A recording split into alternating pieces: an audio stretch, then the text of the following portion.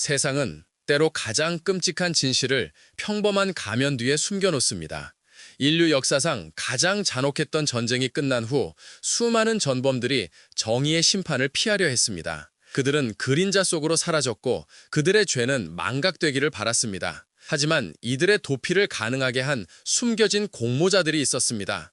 바로 그들의 아내들이었습니다. 전쟁의 관계가 잦아들고 폐허 위에 새로운 질서가 세워지던 시대, 나치 전범들의 아내들은 남편들의 범죄를 알고도 그들을 보호하며 숨겨주었습니다. 이는 단순한 충성심을 넘어선 복잡하고도 섬뜩한 행위였습니다. 오늘 우리는 그들의 이야기를 파헤치려 합니다.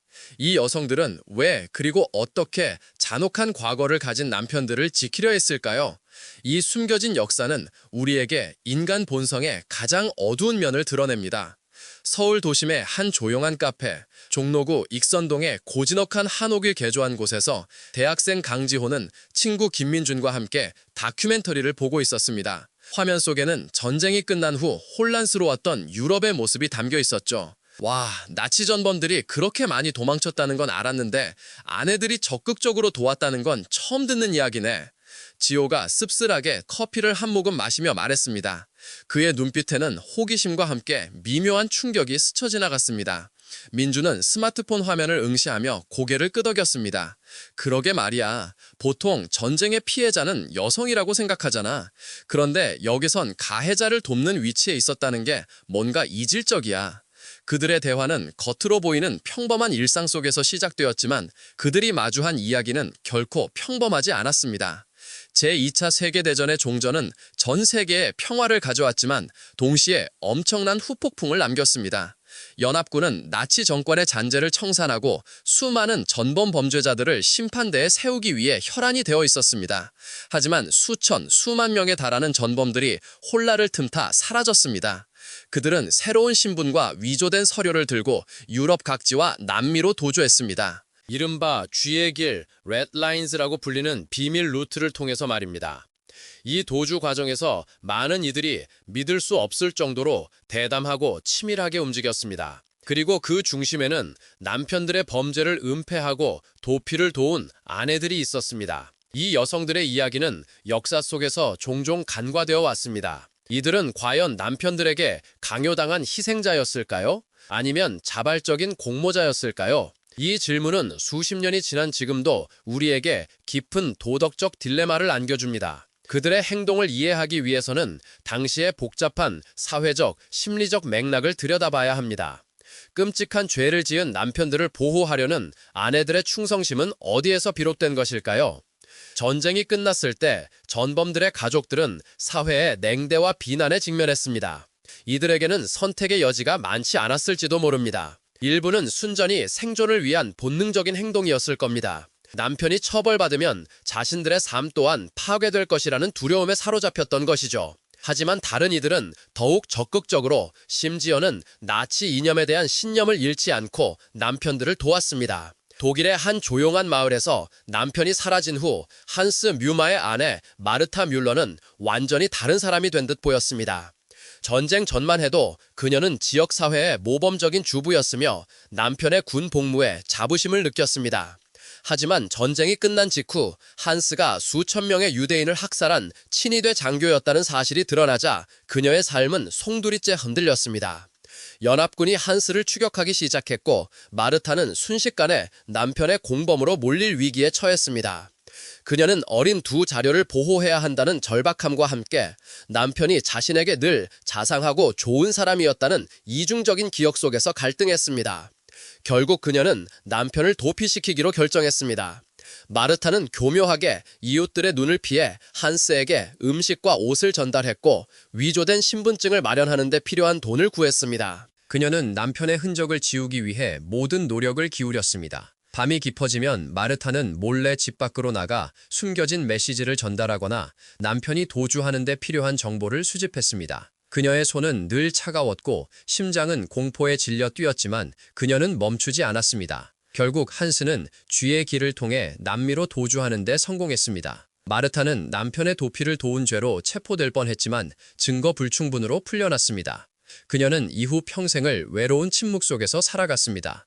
하지만 그녀가 남편의 도피를 도운 행위가 단순한 아내의 의무였을까요? 아니면 전쟁 범죄에 대한 묵시적인 동조였을까요? 그 경계는 흐릿합니다. 이 이야기가 당신에게 섬뜩하면서도 흥미롭다면 채널을 구독해주세요. 제2차 세계대전에 숨겨진 더 많은 이야기들을 계속해서 발굴해낼 것입니다. 다른 사례로는 나치 정권의 고위 관료였던 요제프 맹겔레의 아내 이레네 맹겔레가 있습니다. 그녀는 남편의 만행을 직접 목격하지 않았을지라도 남편의 잔혹한 인체 실험에 대한 소문을 듣고도 침묵했습니다. 전쟁이 끝난 후 맹겔레가 도피하자 이레네는 남편과의 연락을 유지하며 재정적 지원을 아끼지 않았습니다. 그녀는 심지어 남편을 만나기 위해 남미로 직접 건너가기도 했습니다. 이레네는 맹겔레가 새로운 삶을 꾸리는데 중요한 역할을 했습니다. 그녀는 남편이 새로운 신분을 얻고 숨어 살 수 있도록 도움을 주었으며 그 과정에서 일말의 죄책감도 느끼지 않는 듯 보였습니다. 그녀의 행동은 단순한 아내의 사랑을 넘어선 것이었습니다. 마치 남편의 존재 자체가 그녀의 삶의 일부였던 것처럼 그녀는 남편의 범죄마저도 받아들이려 했던 것일까요? 세월이 흘러 맹겔레의 아들이 성장했을 때 그는 아버지의 과거를 알게 되었고 엄청난 충격을 받았습니다. 그는 어머니에게 진실을 캐물었지만 이레네는 끝까지 남편의 무죄를 주장했습니다.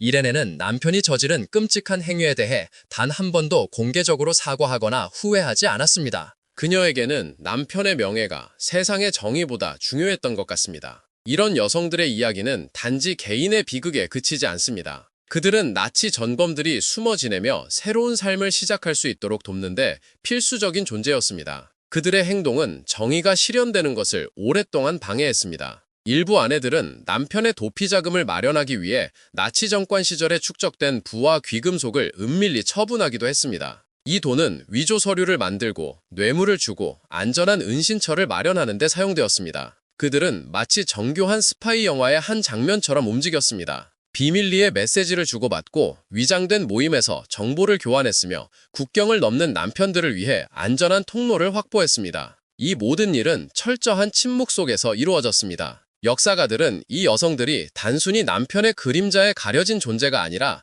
복잡한 네트워크의 중요한 축이었다고 주장합니다. 그들은 남편의 도피를 돕는 동시에 나치 이념의 잔재를 은밀히 보존하려 했을지도 모릅니다. 물론 모든 아내들이 같은 동기를 가지고 행동한 것은 아니었습니다. 어떤 이들은 남편의 위협과 협박에 못 이겨 어쩔 수 없이 협력했을 것입니다. 전쟁의 광기 속에서 그들은 어떤 선택을 할 수 있었을까요? 하지만 다른 이들은 남편의 권력과 지위를 잃고 싶지 않았거나 나치즘의 이념을 여전히 신봉했기 때문에 자발적으로 협력했습니다. 그들에게는 남편의 죄가 아닌 남편의 생존 자체가 더 중요했습니다. 이 여성들은 피해자였을까요? 아니면 기꺼이 공범이 된 자들이었을까요? 당신의 생각은 어떤가요? 아래 댓글로 여러분의 의견을 남겨주세요. 전범들의 아내들이 남편들을 보호한 가장 큰 이유는 아마도 부인이라는 신분 때문일 것입니다. 법적, 사회적으로 남편의 가장 가까운 존재였기에 그들의 행동은 쉽게 의심받지 않았습니다. 겉으로는 슬픔에 잠긴 전쟁 미망인으로 보이거나 아무것도 모르는 순진한 주부로 위장하는 것이 가능했습니다. 이런 위장은 그들이 정보를 수집하고 물품을 전달하며 사람들을 설득하는 데 큰 도움이 되었습니다. 아이들을 핑계 삼아 이동하거나 평범한 일상생활을 유지하는 척하며 감시망을 피했습니다. 아무도 그 평범한 모습 뒤에 잔혹한 전범을 숨기는 공모자가 있을 것이라고 상상하지 못했습니다. 시간이 흐르면서 나치 전범들에 대한 추적은 더욱 집요해졌습니다. 모사드와 나치 사냥꾼들은 수십 년이 지난 후에도 끊임없이 전범들을 추적했고 이 과정에서 아내들의 역할이 서서히 드러나기 시작했습니다. 아돌프 아이히만의 아내 베라 아이히만은 남편의 도피 사실을 알고도 그를 보호했습니다. 그녀는 남편이 아르헨티나로 도피한 후에도 그곳에서 만남을 이어갔습니다. 베라는 아이히만이 다른 이름으로 살고 있다는 것을 알면서도 침묵했으며 심지어 아이히만이 체포될 당시에도 그 사실을 부인했습니다. 그녀의 행동은 단순한 무지가 아닌 의도적인 은폐였습니다. 아이히만의 아들은 성장하여 아버지의 정체를 알게 되었고 후에 이스라엘 정보기관 모사드가 아이히만을 체포하는데 결정적인 단서가 되기도 했습니다. 아내의 침묵은 결국 깨졌던 것이죠. 하지만 많은 여성들은 평생을 침묵 속에서 살았습니다. 그들은 남편의 죄를 덮기 위해 혹은 자신들의 공모를 숨기기 위해 과거의 비밀을 철저히 간직했습니다. 그들의 삶은 하나의 거대한 거짓말 위에 세워졌습니다. 이런 비밀은 그들의 자녀들에게도 고통스러운 유산이 되었습니다. 부모의 어두운 과거는 자녀들의 정체성에 지울 수 없는 그림자를 드리웠고 어떤 자녀들은 뒤늦게 알게 된 진실 앞에서 평생을 괴로워했습니다.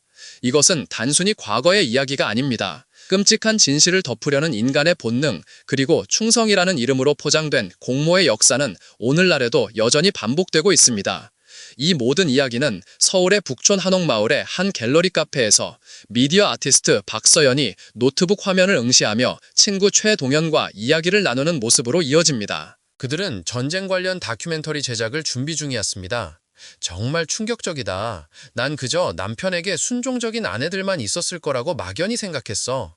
서연이 깊은 생각에 잠긴 채 말했습니다.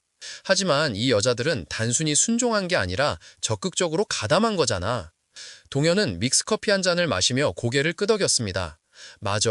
역사는 항상 승자의 시선으로 기록되지만 그 이면에는 수많은 인간의 복잡한 욕망과 선택들이 숨어 있지. 그들은 이제 과거의 그림자가 현대사회에도 어떤 메시지를 던지는지 고민하기 시작했습니다. 인간의 양면성, 그리고 악의 평범성이라는 주제는 시대를 초월하여 존재합니다. 만약 이 이야기가 당신을 사로잡았다면 좋아요를 누르고 알림을 설정하여 다음 다큐멘터리를 놓치지 마세요. 전쟁이 끝나고 25해가 지난 1970년 바바라 에버라는 이름의 한 여인이 평생 간직했던 비밀을 폭로했습니다. 그녀는 다름 아닌 하인리히 히물러의 개인 비서였던 마르가레테 지그프리트 부불의 딸이었습니다. 바바라의 증언은 충격적이었습니다. 그녀의 어머니 마르가레테는 전쟁이 끝난 후에도 히물러의 재산을 은밀히 관리하고 그를 추종하는 잔존 세력들과 연락을 주고받았다는 것입니다. 마르가레테는 히물러가 숨겨둔 보물과 문서를 보관하는 역할을 했으며 히물러가 체포되어 자살한 이후에도 그를 순교자로 여기며 나치즘에 대한 신념을 버리지 않았다고 바바라는 증언했습니다. 어머니의 이야기를 들은 바바라는 수십 년간 고통받았습니다. 그녀는 어머니의 죄와 침묵 속에서 자신의 정체성을 찾아야 했고 결국 진실을 세상에 알리기로 결심했습니다. 이런 폭로는 당시 서독 사회에 큰 파장을 일으켰습니다. 많은 이들이 전쟁의 상처를 덮고 새로운 삶을 시작하려 했지만 과거의 그림자는 결코 쉽게 사라지지 않았습니다. 숨겨진 진실은 언제나 예상치 못한 순간에 드러났습니다. 하지만 마르가레테는 끝까지 자신의 행동이 애국심에서 비롯된 것이라고 주장했습니다. 그녀는 자신이 히물러를 존경했고 그의 비전을 믿었다고 말했습니다. 그녀의 신념은 그 어떤 비난에도 흔들리지 않았습니다. 이 사건은 전범들의 아내들이 단순히 남편에게 종속된 존재가 아니라 적극적인 이념적 공모자일 수도 있다는 섬뜩한 가능성을 보여주었습니다. 그들에게는 나치 이념이 단순한 정치적 신념을 넘어선 삶의 방식이었을지도 모릅니다. 어떤 아내들은 남편의 도피를 위해 자신의 친척이나 친구들을 이용하기도 했습니다. 그들은 주변 사람들에게 남편이 무고하게 누명을 썼다고 설득하거나 동정심을 유발하여 도움을 얻어냈습니다. 인간의 믿음과 관계의 취약성을 이용한 것이죠. 이 과정에서 얼마나 많은 사람들이 의도치 않게 전범들의 도피에 기여했을까요? 그 수는 결코 정확히 헤아릴 수 없을 것입니다. 아마도 그들은 스스로를 정의롭다고 여겼을 겁니다. 남편을 지키는 것이 곧 가족을 지키는 것이고 그들의 신념을 지키는 것이라고 착각했을 것입니다. 이것이 바로 악의 평범성이 작동하는 방식입니다. 전쟁 후 수십 년이 흘렀습니다. 전범들의 아내들은 대부분 세상을 떠났고 그들의 비밀은 무덤 속으로 함께 사라졌을지도 모릅니다. 하지만 그들의 행동이 남긴 영향은 여전히 우리에게 깊은 질문을 던집니다. 만약 당신이 그 시대에 살았다면 어떤 선택을 했을 것이라고 생각하나요? 그리고 당신은 이런 여성들의 행동을 어떻게 평가하겠습니까? 댓글로 생각을 공유해주세요. 이 이야기는 단순한 역사적 사실의 나열이 아닙니다. 이것은 인간의 본성, 즉 충성심, 사랑, 두려움, 그리고 이념적 광기가 어떻게 뒤섞여 끔찍한 결과를 초래할 수 있는지를 보여주는 거울입니다. 이 여성들은 전쟁의 복잡한 그물망 속에서 자신들의 역할을 수행했습니다. 그들의 행동은 분명 도덕적으로 비난받아 마땅하지만 그 속에는 인간이 처할 수 있는 가장 극단적인 상황과 선택들이 담겨 있습니다. 우리는 이들의 이야기를 통해 악이 어떻게 평범한 얼굴을 하고 우리 삶 깊숙이 스며들 수 있는지 배워야 합니다. 악은 항상 거창하고 눈에 보이는 모습으로만 다가오는 것이 아닙니다. 때로는 가장 가까운 관계, 가장 기본적인 감정인 사랑과 충성심을 가장하여 우리를 속일 수 있습니다. 그리고 그 속임수는 거대한 범죄를 은폐하는 데 사용될 수 있습니다. 나치 전범들의 아내들은 역사의 어두운 페이지 속에 기록된 존재들입니다. 그들은 남편의 죄를 은폐하고 도피를 도운 공모자였으며 때로는 신념에 찬 추종자였습니다. 그들의 이야기는 우리가 역사를 잊지 않고 인간 본성의 복잡성을 이해하며 미래에 다시는 이런 비극이 반복되지 않도록 끊임없이 경계해야 함을 일깨워줍니다. 이것이 바로 우리가 이 어두운 이야기를 기억해야 하는 이유입니다. 과거의 그림자는 오늘날에도 여전히 드리워져 있습니다. 우리가 역사를 제대로 마주할 때 비로소 그 그림자를 넘어설 수 있습니다. 그들의 침묵과 공모의 역사는 우리에게 영원한 경고로 남아있을 것입니다.